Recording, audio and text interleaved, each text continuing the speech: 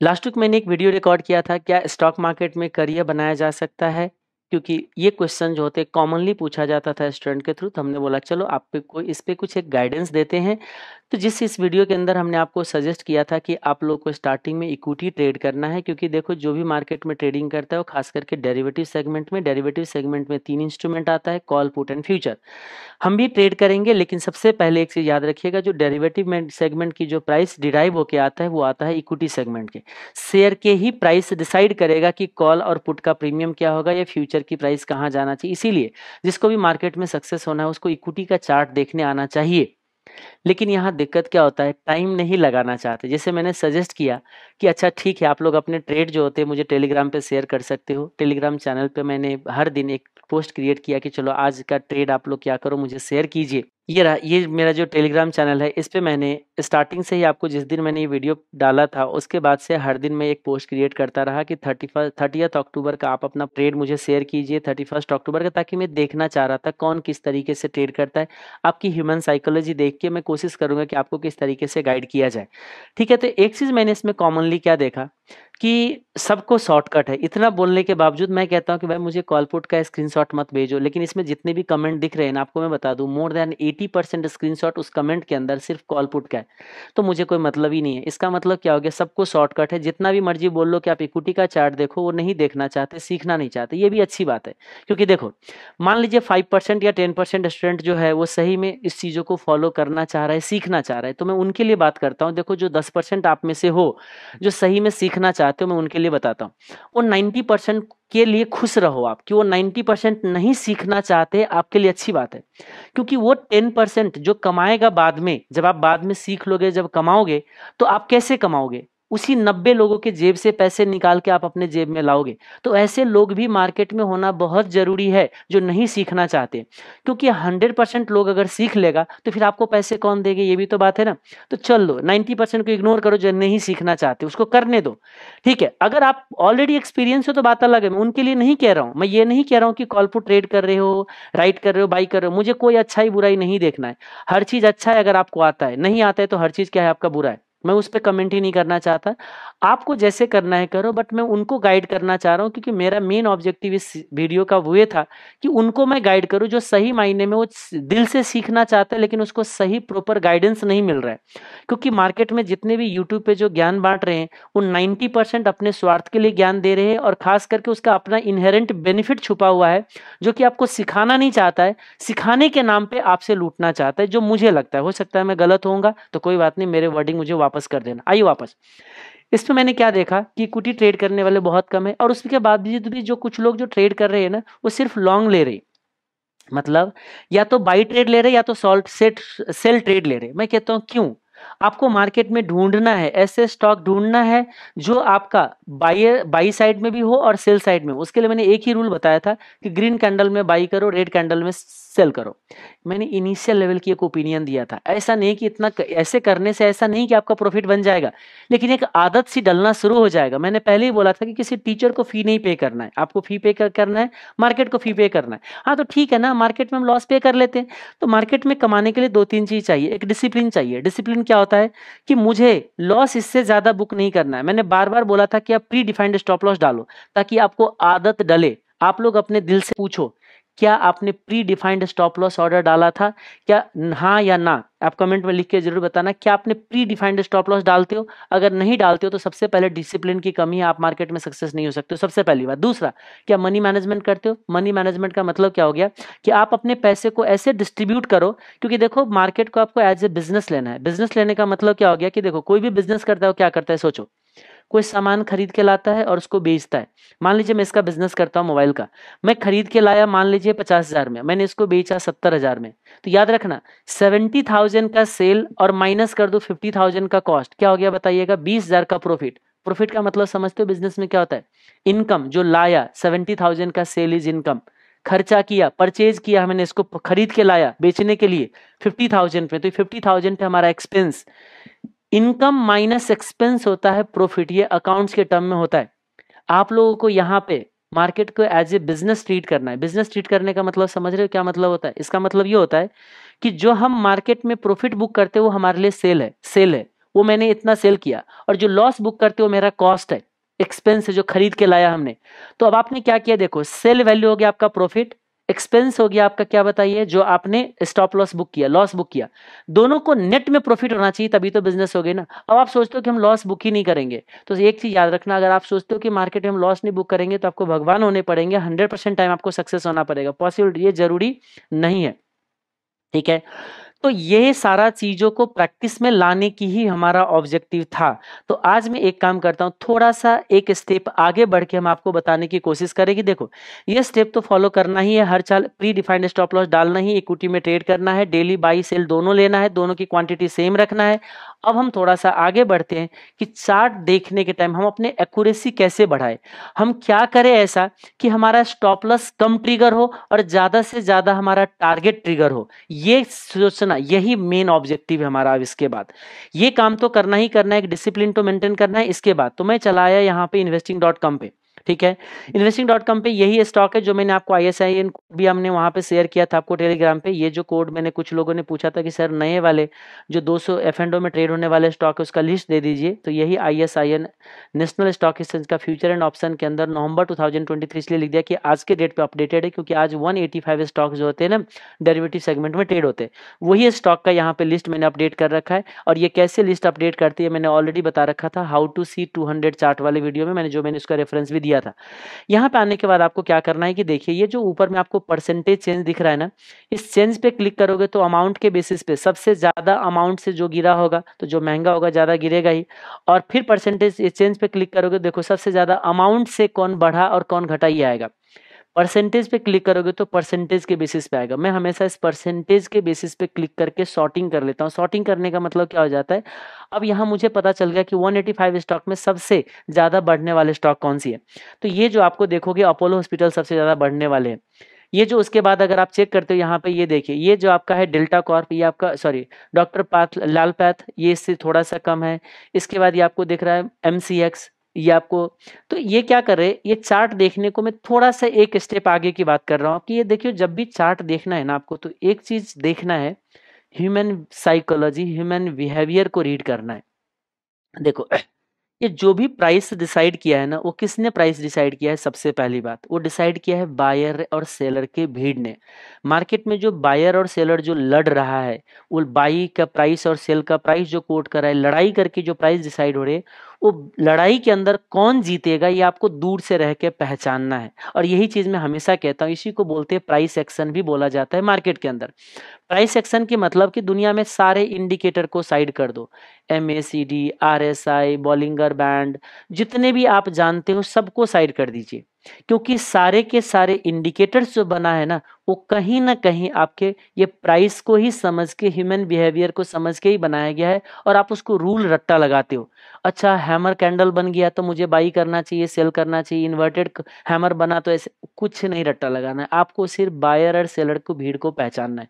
और एक और भी चीज, दूसरा हम भीड़ में देखने जाएंगे कि अगर अभी भीड़ बायर की भीड़ ज्यादा है तो हम बाई साइड पार्टिसिपेट करेंगे, सेलर की भीड़ ज्यादा है तो हम सेल साइड पार्टिसिपेट करेंगे, यानी कि शॉर्ट पोजीशन क्रिएट करेंगे। होता क्या है मार्केट में, हर सेकंड भीड़ बदलते रहते हैं। अभी 10 मिनट बाई साइड में ज्यादा भीड़ था, तो अगले 10 मिनट हो सकता है सेल साइड में आपको ज्यादा भीड़ होंगे। यही जो है ना, इसी चीजों को एनालाइज करना, यही एक्सपर्टीज है। ये आपको धीरे धीरे, इसलिए मैंने बार बार बोला है, डेली आप ये चार्ट देखोगे, ये देखो इसमें 185 स्टॉक जो है ना, सबको डेली अगर आपको देखने लग जाओगे तो अपने आप चार्ट देखने का नजरिया बदल जाएगा। स्टार्टिंग में कोई इंडिकेटर नहीं लगाना है, वैसे मैंने बोला था आप चाहो तो एक दो इंडिकेटर लगा सकते हो मूविंग एवरेज का, चाहो तो डाल लो, बस अभी नजर नहीं डालना है। मान लीजिए एक हमने मूविंग एवरेज डाला है, तो मूविंग एवरेज यहाँ पे जाके ले लिया, चलो 2 मूविंग एवरेज, 3 मूविंग एवरेज ले लिया।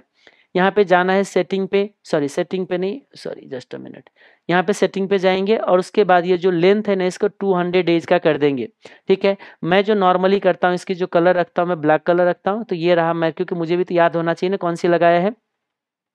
ये 200 दिन का हमने मूविंग एवरेज को लगा दिया यहाँ पे। उसके बाद इसमें हमने डाल दिया 100 डेज का मूविंग एवरेज। इनपुट में चले जाओ, इसको कितना कर दीजिए बताइए, 100 डेज का मूविंग एवरेज कर दिया। इसका स्टाइल में नॉर्मली इसका पिंक रखता हूँ, तो चलो मैंने यहाँ पे पिंक रख दिया, ये मेरा हो गया। और एक मैंने 50 डेज रख लिया, तो चलो 50 डेज के मूविंग एवरेज पे गया और यहाँ पे मैंने 50 डेज का मूविंग एवरेज ले लिए। और ये ओके, सॉरी इसका मैंने वो नहीं चेंज किया, कलर चेंज करना था मुझे। स्टाइल पे जाएंगे, स्टाइल पे जाके मैं नॉर्मली ब्लू रखता हूँ या ग्रीन टाइप के रखते, चलो मैंने ये रख दिया, ये वाले। ये मेरा आ गया कितने दिन का बताइए, इतने दिन का। ठीक है, ये लगा रहने दीजिए, कुछ नहीं देखना है अभी आपको। बस एक चीज, धीरे धीरे जब आप चार्ट देखते जाओगे, 200 स्टॉक का चार्ट देखोगे तो यहाँ बार बार देखोगे, अच्छा इसी को बोलते हैं, कुछ लोग बोलते हैं इसी को, देखिए इन्वर्टेड हैमर बोलते हैं। लोग का मानना होता है अच्छा इन्वर्टेड हैमर बन गई तो आप मुझे बताइए यहाँ पे बाई करना चाहिए, ये बहुत सारे लोगों ने सीखा होगा। ठीक है, देखो एक तो सबसे पहले हैमर बनी है, ऊपर से मूविंग एवरेज जो है ना 100 डेज का, उसको टच करके वापस आ रही है, तो अगले दिन बढ़ने की चांसेस होती है। बस अगर एक दिन भी अगर मार्केट में आपने प्राइस को प्रेडिक्ट कर लिया तो काफी है। लॉन्ग टर्म के आपको प्राइस प्रेडिक्ट करने की जरूरत नहीं है, ना आपको कोशिश करना है। सबसे पहली बात, मार्केट समंदर है, समंदर अगर घर लाने चाहोगे तो डूब जाओगे, इसमें बह जाओगे और कुछ नहीं होने वाला है। समंदर से बस 2 बकेट पानी निकालने की कोशिश करो, बाकी समंदर के पानी समंदर में ही छोड़ दो। सारे पानी घर लेके आओगे तो डूबोगे और कुछ नहीं होने वाला है। इसका मतलब मैं क्या कहना चाह रहा हूँ, आप कभी मत ये सोचो कि जितने की मूवमेंट है 100% मूवमेंट में इनकैश करो। 100% मूवमेंट इनकैश करने का मतलब क्या है कि मैं बॉटम में खरीदूं और टॉप पे बेचूं। इतना खुशनसीब और इतना आप क्या कहते हैं दूरदर्शी नहीं हुए, गॉड नहीं हो कि आप फोरकास्ट कर लोगे। इसीलिए हमें क्या करना है, एंट्री पॉइंट को सही से फोरकास्ट करना है। बस एंट्री को कैसे फोरकास्ट करना है इसके लिए थोड़ा सा मैं आपको प्रैक्टिस कराने की कोशिश करता हूं। आइएगा देखिए, मैंने जो लॉन्ग कैंडल बोला था आपको, मैंने बोला कि ग्रीन कैंडल पे खरीदो, तो ये बनता है कि अच्छा मार्केट में लोगों की बिहेवियर क्या है। देखो ये परफेक्ट ट्रेड बन रहा था, किसका था ये, L&T फाइनेंस का। ये देखो पिछले इतने दिनों की जो रेसिस्टेंस थी ना, उस रेसिस्टेंस को ब्रेक करके क्लोजिंग दिया है। ये तो बढ़िया दिख रहा है। जैसे कि मान लीजिए अगर मंडे को मार्केट क्लोज होते, मैं क्यों बढ़ रहा हूं कि देखो बहुत अभी तक के जितने भी ट्रेंड थे, एक तो देखो एक बहुत अच्छा सा पार्टिसिपेशन किया है अपसाइड की तरफ। उसके बाद ये देखो यहाँ से जुलाई से लेके, जुलाई यानी कि आज हम लोग नवंबर एंड हो रही है, जुलाई के 30 जुलाई यानी कि अगस्त से, जुलाई अगस्त सितंबर अक्टूबर एंड नवंबर, 4 महीने के बाद ये प्राइस ने इतने अच्छे क्लोजिंग के साथ क्लोज दिया है, और वो भी एक अच्छा सा क्या कहते हैं कंसोलिडेशन के बाद। कंसोलिडेशन का मतलब क्या होता है, ध्यान से सुनिएगा। यहाँ पे प्राइस बहुत दिनों तक अप नहीं जा पाया, उसके बाद इसको ब्रेक करके ऊपर की साइड क्लोजिंग दी है। मतलब अगले दिन के लिए ये पॉजिटिव ट्रेड बनता है। लेकिन अब ट्रेड का हम एंट्री कहाँ ले ये डिसाइड करना है आपको। ठीक है, तो चलो एंट्री के लिए भी बताएंगे। मैं ये कहना चाह रहा हूं, मैं पहले तो अभी मैं आज ये इतना मैं बताने की कोशिश कर रहा हूं कि हाँ अगले दिन के लिए पॉजिटिव ट्रेड बनने की वो कैंडिडेट है कौन, L&T फाइनेंस। और जिसमें आप देखोगे तो 4.5% की अप मूवमेंट था। एक एक करके चलो देखना शुरू करते किस में क्या है, मैं बता दूं। देखो ये मेरे मेरे मेरे अगर मैं इसमें ट्रेड करता तो ये मेरे अवॉइड की लिस्ट में होता। क्यों होता मैं बता दूं, क्योंकि बहुत ज्यादा ग्रीन कैंडल बन चुकी है और ये देखो रेसिस्टेंस के ऊपर नहीं गए, यहाँ पे सेल प्रेशर आ सकती है, इसीलिए मेरे बाई लिस्ट में नहीं आएगा। सेल लिस्ट में आएगा नहीं आएगा ये मैं बता दूं कि मुझे पहले वॉच करना पड़ेगा 10 से 15 मिनट के बिहेवियर। अगर 10-15 मिनट मान लीजिए इस लेवल पे कंसोलिडेट होके अगर रेड कैंडल कंसिडरेबल अगर बन जाता है 5 मिनट का या 15 मिनट का, तो मैं उस केस में सेल के लिए सोच सकता हूँ इस ट्रेड को। अदरवाइज मैं बाई के लिए अभी तब तक नहीं सोच सकता जब तक थोड़ा सा, क्योंकि मेरे को इसमें बाई साइड में कॉन्फिडेंस नहीं आएगा जो मैं बोल रहा हूँ। फिर भी इसको देखना पड़ेगा शॉर्ट टाइम फ्रेम में, तब हम उसको देख सकते हैं। कभी भी मार्केट में अगर कोई स्टॉक सिलेक्शन करना हो तो डेली चार्ट देखा करो, और फिर बाद में जब ट्रेड लेना है तो उस टाइम पे आप क्या करना उसको, सॉरी ये मेरा डेली चार्ट नहीं था, हाँ डेली है, डेली चार्ट ले लो, फिर उसको क्या करना है शॉर्ट टाइम फ्रेम में कन्वर्ट करके देन एंट्री डिसाइड करना आप लोग। ओके, जैसे मैं इसकी बात करूं, ये तो बहुत ही अच्छे है बाई साइड के लिए, लेकिन इसमें क्या है कि एकदम बढ़ते बढ़ते बढ़ते बढ़ते जा रहे, हो सकता है जहां एंट्री लोगे वहां से गिर जाएगा। तो यहाँ पे इस स्टॉक को सेल करने को तो नहीं सोचना चाहिए, बाई के साइड पार्टिसिपेट करना चाहिए। लेकिन एंट्री लेने के लिए मैं आपको आगे बाद में प्रिसाइज जो मैं बताऊंगा कि कैंडल को थोड़ा सा ब्रेक करना है 15-15 मिनट में, और फिर बिहेवियर को देख के जहां पे नीचे कंसोलिडेट होगा वहां पे बाई एंट्री लेना चाहिए। अपसाइड में ब्रेकडाउन इसमें ट्रेड नहीं करना चाहिए कि अपर ब्रेक हो तो ट्रेड करना चाहिए, ऐसा नहीं लेना चाहिए ऐसे स्टॉक में आपको ट्रेड। मैं कुछ कुछ ये बोलने की कोशिश कर रहा हूं ताकि हो सकता है आपके माइंड में कुछ ये चीज जाए, किस तरीके से सोचना है। धीरे धीरे माइंड डेवलपमेंट होंगे, माइंड डेवलप करने की कोशिश में कर रहा हूं। याद रखना रातों रात यहाँ पे कुछ नहीं होने वाला है, मैं चाहे जितना भी कुछ बोल दूं कुछ नहीं होने वाला है। मैं आपको बता दूं यही सारा चीज आज भी मैं चार्ट देखता हूं तो आज भी कुछ ना कुछ सीखता हूं। तो ये चीज आप हमेशा याद रखिएगा, मार्केट में हर दिन सीखने की अगर आप अपना माइंडसेट रखोगे तो कुछ ना कुछ सीखने को मिलेगा। इसको ऑलरेडी हमने अच्छा इसकी बात करूं, हाँ, ये देखो ये बहुत अच्छे डाउनसाइड ट्रेंड के बाद ये अपसाइड गई है। तो ये मैं क्या बोलूँ आपको, इस स्टॉक के लिए इतना बड़ा है, कैंडिडेट तो है, इतना वॉल्यूम है, लॉन्ग साइड की ट्रेड तो है, इसमें शॉर्ट के लिए तो अभी नहीं सोचेंगे। ये बाई साइड की कैंडिडेट है, लेकिन एंट्री लेने के टाइम पे बाई किया जा सकता है इस स्टॉक को। जितना वॉल्यूम और जिस तरीके से इसने इतना गैप अप दिया है कंटेनर कॉर्पोरेशन, कुछ ना कुछ न्यूज होगा इसमें। इस तरीके के स्टॉक को ट्रेड करने के लिए आपको पहले न्यूज देखना है, क्या किस चीज का न्यूज है, कोई कॉन्ट्रैक्ट मिला है, क्या होगा। बिना न्यूज का तो इतना गैप अप ओपनिंग नहीं दे सकता इतने डाउन ट्रेंड वाले स्टॉक, सबसे पहली बात। ठीक है, तो ये भी मेरे मेरे हिसाब से इसको अवॉइड लिस्ट में ही रखूंगा। ये तो बहुत बढ़िया बाई कैंडिडेट था। ठीक है, ये अरे इतना बड़ा डाउन साइड के बाद अगर कोई अप भी हो जाए ना, तो अभी इस पे भरोसा मत करना, इस पे बाई साइड मत जाना, क्योंकि ये इतने सारे रेसिस्टेंस फेस करेगा। किस लेवल से डाउन हो जाए कोई नहीं जानता है, क्योंकि अभी माइंड इसका सेंटिमेंट पॉजिटिव बना नहीं है। अब ये जो इतना बड़ा डाउन साइड के बाद लोगों की माइंडसेट, भीड़ की माइंडसेट इस स्टॉक के लिए निगेटिव हो चुका है। हर राइज पे लोग बेचना चाहेगा, तो ऐसे स्टॉक में बाई करके अपने आप को फंसाना मत। ठीक है, ओके आगे बढ़ते हैं। डेल्टा कॉर्प की बात करें, ये भी बहुत अच्छे डाउन साइड स्टॉक के बाद ये थोड़ा सा ब्रेक करने की कोशिश कर रहा है। मैं तो स्टॉक, ऐसे स्टॉक से देखो, ये ट्रेंड कह रहा है डाउन साइड है, ये 2 दिन का प्राइस कह रहा है कि अपसाइड है, कंफ्यूजन है। मैं ऐसे स्टॉक को दूर रखता हूँ, मेरे लिए ये कोई अवॉइड लिस्ट है, मेरे लिए अवॉइड लिस्ट है। ये भी अच्छा बाई कैंडिडेट है, लेकिन इसमें क्या हो रहा है देखना, ये 1 2 3 3 से 7 दिन से बढ़ रहे हैं। देखो कहीं ना कहीं तो प्रॉफिट बुकिंग आएगा। वैसे मैं मानता हूं कि ठीक है, ये क्या हो रहा है, देखो रेसिस्टेंस के ऊपर क्लोजिंग जरूर दिया है, लेकिन पिछले 7 दिन की जो अप ट्रेंड है ना, वो कहीं ना कहीं मुझे सावधान होने की इंडिकेशन दे रही है। मैं कहता हूं अगले दिन एक बार और ऊपर चला जाए, मैं बाई करने में इंटरेस्टेड नहीं रहूंगा। लेकिन हाँ, जब मार्केट दोबारा उसको गिर के इस लेवल को टच करे, इस लेवल को, ये जो है ना, ये टॉप बना रखा है, विजिबल होगा, विजिबल तो होगा ही क्योंकि मैंने जूम करके ही रखा है ज्यादातर ग्राफ को। तो ये जो आपका जितना बनेगा ना, उसको फिर दोबारा टेस्ट करेगा तो बाई की सिचुएशन बन सकती है। यानी कि जो अभी रेसिस्टेंस ब्रेक किया है, आगे फिर से ऊपर से आके अगर यहाँ पे रेसिस्टेंस को अगर टच करे, तो हम बाई करने का सोच सकते। अभी मैं बाई करने में इंटरेस्टेड नहीं रहूंगा किसी स्टॉक के लिए। ओके, जैसे कि अब अगर इस स्टॉक की बात करें, तो ये भी कहीं ना कहीं हमारे डाउन ट्रेंड के अंदर दिख रहा है। 100 डेज के मूविंग एवरेज को टच कर रहा है। मूविंग एवरेज पे ऑलरेडी हमने वीडियो बना रखा है। अभी भी मैं बोल सकता हूं कि मैं इसके बाई साइड, बाई के कैंडिडेट तो है, अच्छा ग्रीन कैंडल है, वॉल्यूम भी ठीक ठाक है, एवरेज के ऊपर है। नीचे दिख रहा होगा आपको ये जो लाइन है ना, ये ब्लैक वाली लाइन, ये एवरेज है। क्योंकि वॉल्यूम पे भी मैंने वीडियो बना रखा होगा। अब कहाँ पे जब भी कुछ लगे ना आपको, किसी एक टॉपिक पे वीडियो चाहिए, तो यूट्यूब गूगल पे लिख दो आप, वॉल्यूम एनालिसिस, मेरा नाम लिखना, यूट्यूब लिखना, कभी न कभी बना रखा होगा, मुझे याद नहीं कभी बना रखा होगा। मैं एक बार चेक करूँ क्या, वॉल्यूम पे शायद मैंने वीडियो बना रखा है। ठीक है, volume analysis in stock market, मेरा नाम लिख देना जरूर।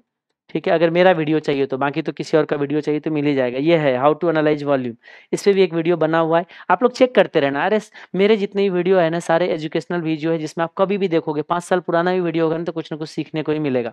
लेकिन हाँ, 5 साल पुराने वीडियो में मैं जितना परफेक्टली बोल पा रहा होऊंगा, आज मेरा परफेक्शन लेवल उससे ज़्यादा अच्छा होगा, क्योंकि मार्केट में हर दिन इंसान सीखते हैं। तो 5 साल पहले मुझे मार्केट में जितना समझ आती होंगी, उससे आज मेरे को समझ ज़्यादा आता है। तो इसलिए आज की जो मैं बोलूंगा, वो मेरे उसमें परफेक्शन थोड़ा सा ज़्यादा होगा और कुछ नहीं होगा। ठीक है, ये देखिए हम कहाँ थे, मतलब ये रेसिस्टेंस लेगा 100 डेज पे, तो मैं इसको भी अभी बाई इतना जल्दी नहीं करना चाहूंगा, मैं ये कहना चाह रहा था। ठीक है, ये तो मेरे अवॉइड लिस्ट में रहेगा, ये भी मेरे अवॉइड लिस्ट में, क्योंकि कंफ्यूजन है, बाई सेल का कुछ पता नहीं चल पा रहा है।